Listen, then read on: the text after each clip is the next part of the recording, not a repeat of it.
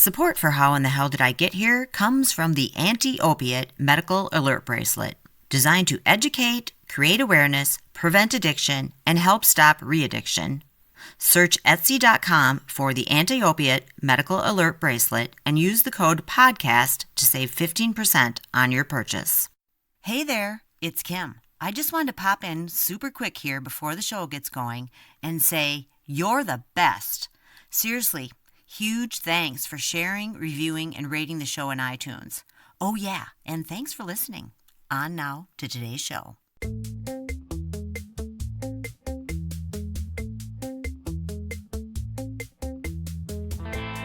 You know how they say your vibe attracts your tribe? Well, that is so true of our friend and storyteller extraordinaire, Tammy. She would so fit in with all the sisters with all her quirky stories, crazy life events, and interesting and entertaining beliefs. Like her conviction that Bigfoot exists, among other things.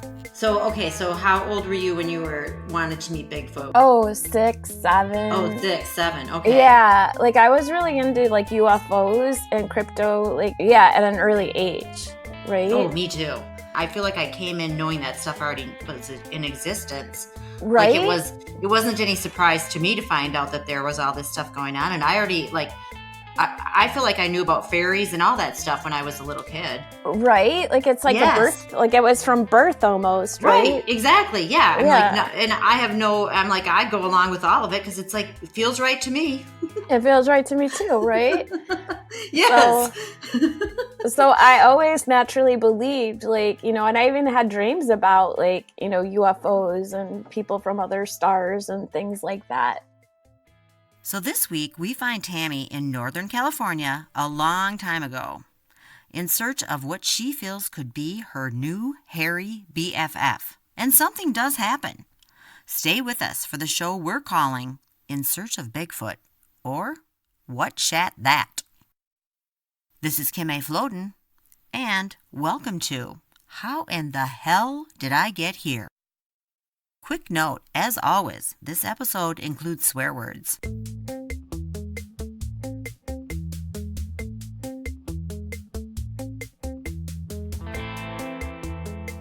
Tammy is determined to find and make contact with Bigfoot, and it appears that maybe she does, but not in the way she expects, and of course, she has all sorts of adventures and misadventures along the way. So ever since I could remember, I always wanted to meet Bigfoot. I think it came from, I found out about Bigfoot because I had a huge crush on the $6 Million Man in the 70s, right? Who didn't, right? Yes. Yeah, he was hot. He was hot. Oh yeah, what was his name? Lee Majors, yeah. Who didn't have a crush on him? Well, yeah, he could do everything. I mean, who didn't want to be the $6 Million Man or the Bionic Woman? Right? That was that or Wonder Woman. Well, yes, Wonder Woman was amazing too. Those bracelets, man, they could do everything. Right? Yeah, exactly. Wonder Woman, the Bionic Woman, yeah, totally. That was my, that's what I inspired to be. I love Bigfoot, and I would listen to my AM radio at night while I was falling asleep. And one night I heard about a Bigfoot sighting. So after that, I had to check under my bed for Bigfoot before I went to bed, close my closet doors, things like that. Because when you're little and you're worried about Bigfoot being out there, sure, you want to meet Bigfoot, but then again, you just don't know, right?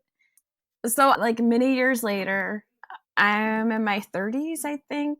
So I moved out to Northern California and I worked, and I had been following the Bigfoot Research Organization for a long time and where all the sightings had been. And I planned out to go do a little camping in the heart of Bigfoot country around Bluff Creek, Northern California. Far out. Yeah, you have to. You have to at least once in your life. Yes, bucket list. Right? It was on my bucket list. Yeah, because that makes sense. I had been diagnosed with lupus and had some near-death experiences and thought, you know what? I'm going to go look for Bigfoot. I've had some weird shit go down, so I think I'll make my life even weirder by finding Bigfoot. Right? Yeah. I had big plans, right? So I got my cameras and like recording equipment, tape recorder, and went to drive out to like Bluff Creek and Willow Creek on the weekends.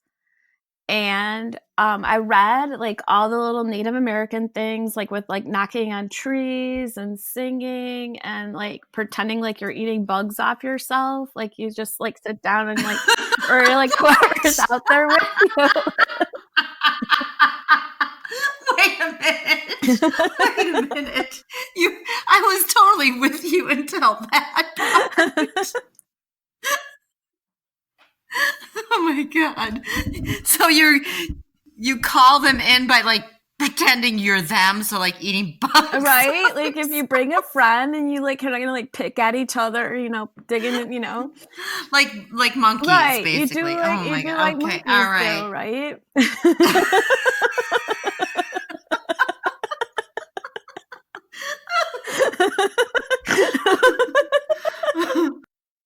Oh my God. I wish this would have been in the time of video camera, cell phones. Well, I tried and totally ruined my video camera.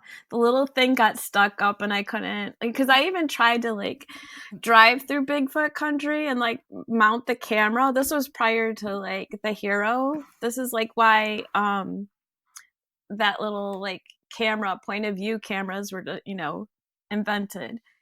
So I had mounted.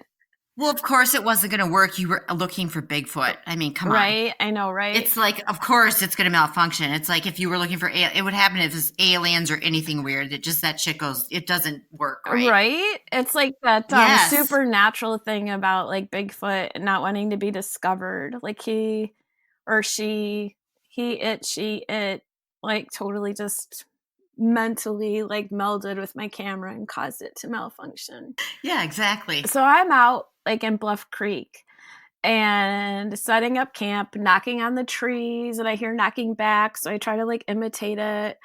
And I got so carried away. I was like, oh wow, there's like twisted like clumps of trees that like look like they're like little like Bigfoot forts. Little Bigfoot forts. Okay. I'm with you. Little Bigfoot forts. I'm gonna camp here because this seems like the most like active spot like I could find, right? And there had been a sign coming in. It said rough road and it had like bullet holes in it. And then the Bigfoot sticker on it that said believe. And I was like, yes, this is the spot. Of course. Right? It was a sign. Tammy, it was a sign with a sign. It was a sign with a sign. Yeah. Yeah. So I went out there and I started to set up camp and it was getting a little dark. So I thought, well, I set up my tent, but didn't have everything like completely ready. So I also set up a second backup place in the back of my vehicle to sleep just in case I didn't get finished with everything. Because I didn't have a fire or anything and I wanted to be able to keep warm. It was the mountains. Yeah. Were you by yourself? No. Oh, thank God. Yeah, no. Well, no, if you were by yourself, I probably wouldn't be talking to you right now. You'd have been abducted by God knows what, and this would be the end of that. Right? And I had to have someone to like play monkey with, right? So yes. Anyway, so first night was fine. Second night, I like thought I had heard something climbing up what I thought like was like rustling in bushes. And so I kind of like tossed little stones and I realized the stones were like falling. And then like maybe 10 minutes later, the stone would hit like the bottom of something. And I realized those bushes, in the bushes, there was a huge deep crevasse. Oh, wow. Yeah. Yeah. I'm like, whoa, good thing I didn't get up and go to the bathroom, like in the middle of the night, like in that direction. Right. Exactly. So I was just throwing stones and listening to like, I was like, wow, how deep is that? That's crazy. I saw signs of mountain lions and things like that. Mm-hmm. So I thought, well, I'm going to do whatever I can to like help keep myself safe. So got ready and set up a real campsite. Got settled in, fell asleep. I don't even know what time it was, but it was about, well, actually, that's not true, because about 3 a.m. I started hearing this crazy primate scream. Is Tammy hearing Bigfoot? Will she be able to document what she's hearing?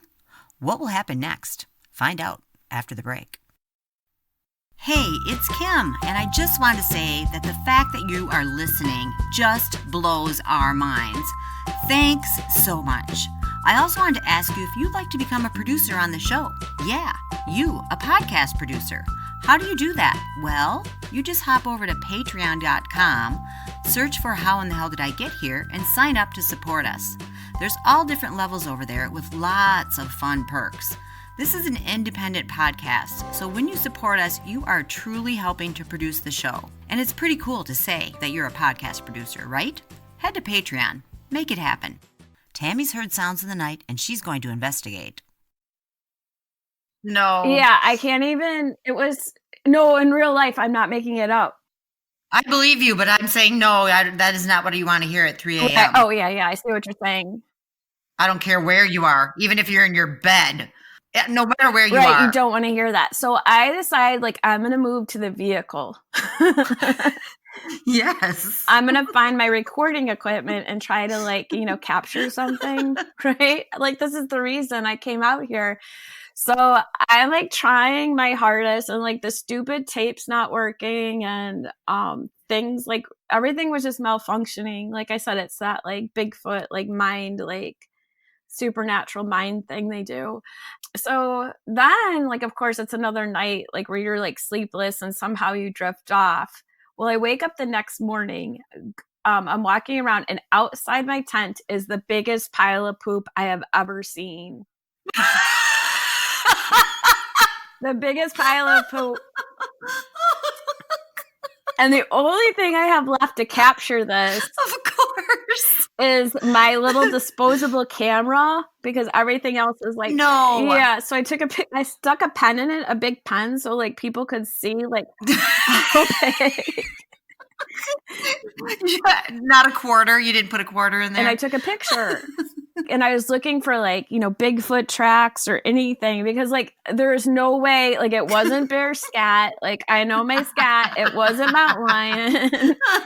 It was either Bigfoot. Did it look like giant human? No, this was humongous. I can't even, it was almost the size of a car tire. That was the big of the pile. I mean, if it wasn't Bigfoot, it was some sort of giant elephant. What the hell would that be? It was yeah. I mean, what could it possibly be? Okay, so do you have that picture? I'm looking for it. I don't think they ever developed it. They're a big pile of poo. She must have taken this by accident. But I have some other choice pictures from okay, yes, we need those. Yes, I have the pictures of the sign. You should have taken a stool sample. The things you think of afterwards, right? Good thing I didn't step in it. Yeah, what did you do then? Hightail it out of there because there was a big turd fest at your campground? I had lots of thoughts going through my head that day. I would imagine. And I did have to leave that day because I had to work the next day. And I had a few hours of driving to get to where I was living at the time. Tammy's trying to get off the mountain when she makes a horrible discovery, which leads to a pretty interesting chat about spam. Yeah, you heard me right. I said spam, and not the kind that fills up your mailbox. We chat about the delicious, salty, fatty, rectangular mystery meat that comes in a canned spam. So I was trying to drive out of the mountains, and there had been an avalanche or something, or someone had knocked down a bunch of rocks. So probably Bigfoot. Right? Bigfoot. She's not going to escape. Haha. Exactly. She's going to be stuck there with my shit, and that's it. Yeah. So, and I got out, and I'm trying to move a big ass boulder. That's not going to happen. And you can drive down the mountain to get around it. So I had to find alternative routes out. But meanwhile, I I discovered that like Dinty Moore beef stew is not good if you don't heat it up. Yeah. No, not good cold. Ooh. Oh. Yuck. Yeah, I have to heat. Like Spam. Oh. Like, did you ever eat Spam? When you open it up, it's like all the gelatinous around it. But that is kind of okay cold once you can get past the whole thing of you have no idea what the hell you're eating. No, yeah. Yeah. I grew up close to where they make Spam. Austin, really? Minnesota. Did you? 30 miles from my house. I've never been to the museum. Oh, the Spam museum. We'll have to go. They have a great sense of humor about it. You know, it is funny. And I grew up eating Spam. I mean, my mom used to make a salad with Spam in it, and it was pretty good. Well, maybe we should do Spam recipes. Yes. Well, you could have fried Spam, and you could have like cubed Spam. I mean, there's a lot of stuff you can do with Spam. Anyway, back to the story. So you're trying to get off that mountain. You had to stop and eat a cold Dinty Moore stew? Why? What? Huh? It was either that or try to like dig out my pocket rocket and like heat it up. And because your car you literally couldn't get through because the road was closed because of boulders. Right. And I was hungry. I hadn't eaten breakfast. So I thought like Dinty Moore beef stew was the answer. Yeah, it sounds good in a cold situation if it's warmed up. Right. But now like thinking about Spam sounds better, right? I know Spam. I'm like, it's a salty, fatty delight. I mean, what can you say about it? Yeah, I'm going to have to get some Spam again. Well, you are in the Midwest area, so, you know. Yeah, I want to go to the Spam museum. Yeah. Yeah, I've heard good things.